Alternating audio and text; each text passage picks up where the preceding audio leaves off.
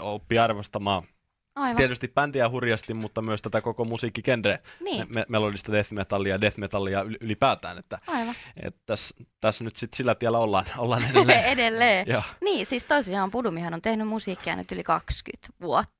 Siis sehän on tosi pitkä aika.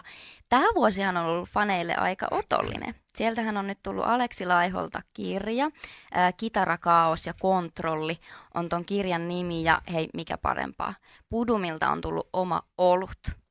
Lake Pudum Lager. Joko on tullut maistettua?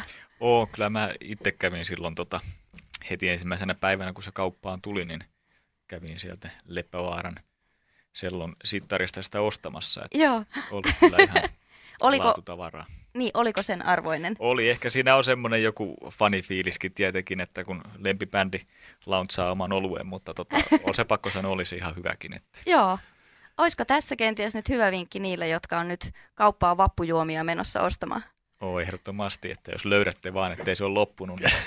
Kyllä. Että mulla on tuo kyseinen olut vielä testaamatta. Että lupasin Miksulle testata, kun sain häneltä viestiä, että tällaista on tullut kauppojen hyllyillä, mutta nyt on ollut sen verran kiirusta tässä viime ajat, että ei ole ihan kauheasti ehtinyt olutta juomaan ja näin. Mutta pitää maistaa ehdottomasti. Joo. No ehkä kuitenkin nyt se hienoin juttu on se, että bändiltä on tullut nyt uusi albumi, Hext.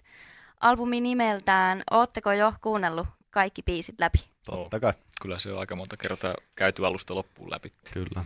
Jos sä et ole siellä vielä kerennyt tähän uuteen albumiin tutustua, niin siinä on sitten hyvä vinkki näin vapun soittolistaa. Tässä albumin kappale Under Grass and Clover.